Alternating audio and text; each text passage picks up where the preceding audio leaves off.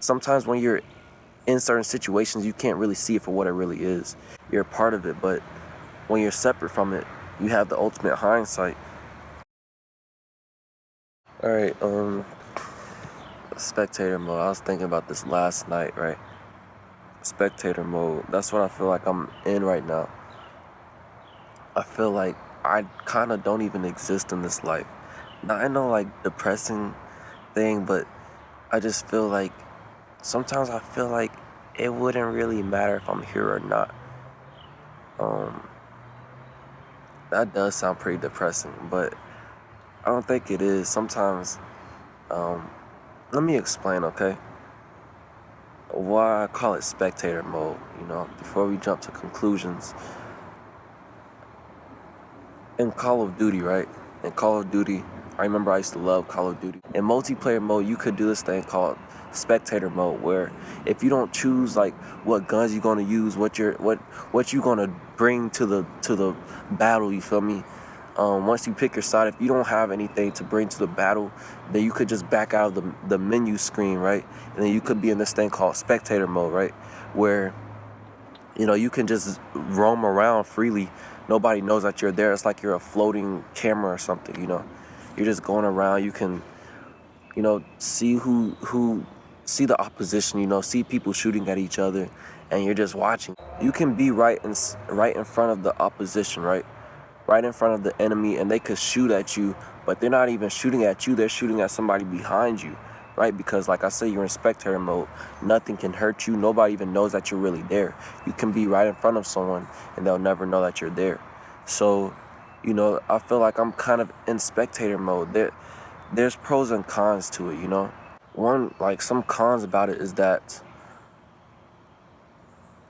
it's like I said, it's like you're not even there. So your presence isn't very most people don't notice your presence or don't value it if they know that it's there. No matter if it's on your team or not. They're like, hey, this person isn't even here really. So, feeling invisible in life isn't the most pleasant feeling.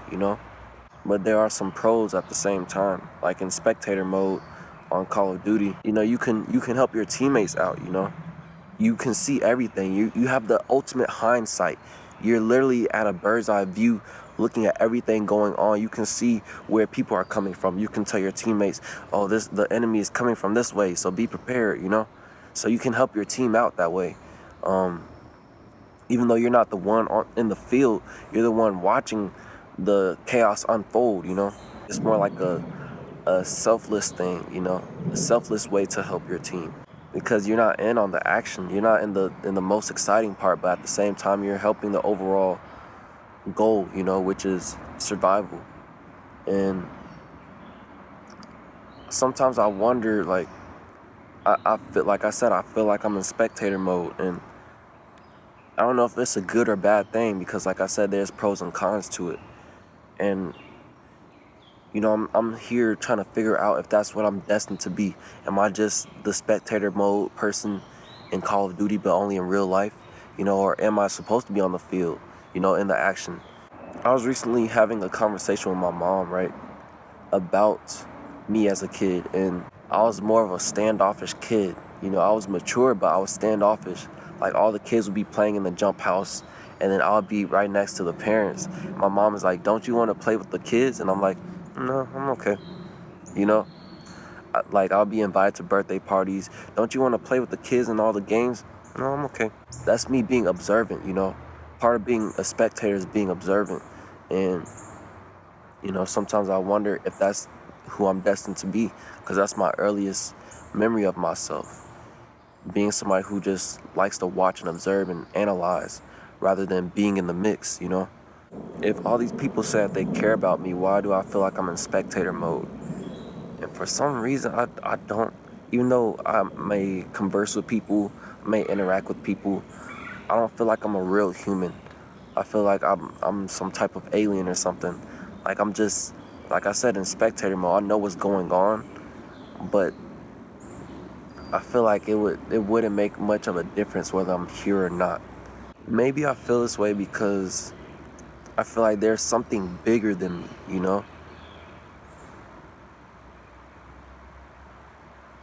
Like there's something bigger than than me as a human being.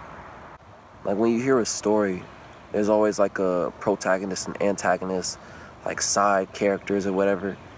And you know, uh, I always thought like, am I the main character in my life, or am I a side character? Am I the main character? Is it all about me, or is it not? Is it about me until the main character comes into play, and I'm just a side character supporting them?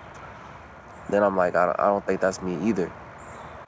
And then I thought about like maybe I'm the narrator, of the story. Maybe I'm not supposed to be the main character or the supporting characters, you know.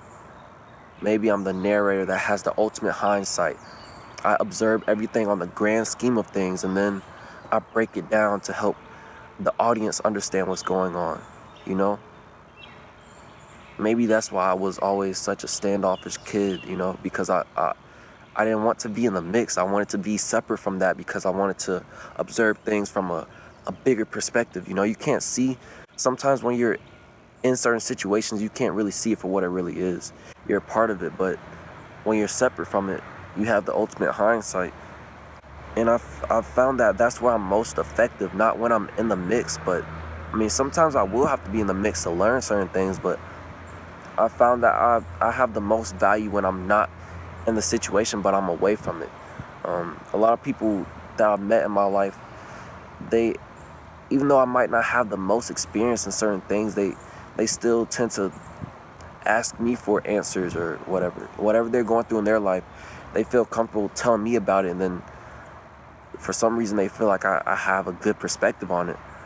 I put all the pieces together. I can see it from a bird's eye view.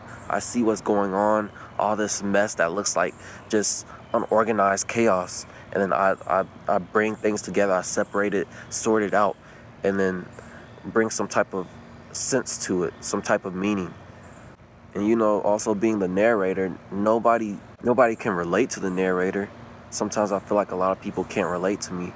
Sometimes I feel like people don't really value me while I'm here. Um,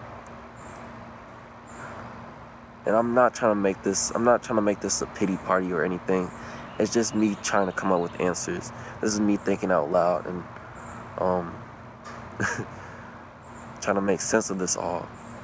When you listen to a narrator, if you guys have ever seen a play, gone to a play, everybody knows that the narrator is like speaking. That's the only. Sometimes a story doesn't make sense until the narrator talks about it. And when everybody's bowing, they're not like, oh, give the narrator a round of applause at the end of the play. They like give all the actors, the main character, the supporting characters, you know.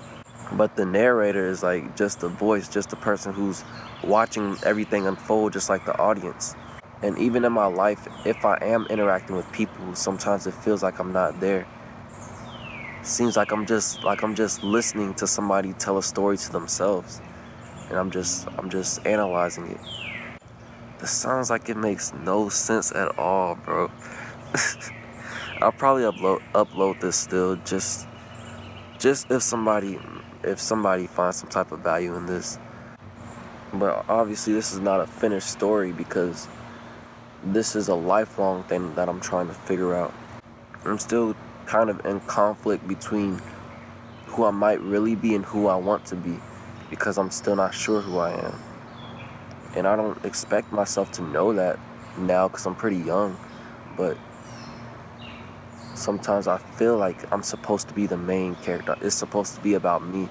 It's supposed to be like, I'm planted here on this earth, I'm planted right here, and then everybody else just gravitates towards me. Everybody else is a supporting character in my life. But that can be pretty selfish, narcissistic as well. I know I'm here to learn a lot of things, but is it for me to learn these things for myself or for others to learn? Am I here to just absorb all this knowledge and then give it to people? Maybe. If that's what it is, then I gotta play my role to the best of my abilities. But I'm still not sure exactly what my role is. All I know is that I'm supposed to learn and take in all these experiences and all these lessons. But what do I do with it? I'm not sure. I guess we'll find out as things unfold in life. I continued this conversation on with myself last night, and I recorded it for probably put that on my podcast. So that'll probably be in the description if you guys want to listen to that. That'll be about me talking about what makes me happy. So if you guys want to listen to that, that'll be there. Thank you for watching. I'm out. Peace. This Walmart worker, right? She was this Latina shawty, right? And she was giving me my groceries or whatever. And then I was like, hey, let me try to spit some game real quick. Let me get her number and everything, you feel me? Introduce myself and all that, and got the number, you feel me?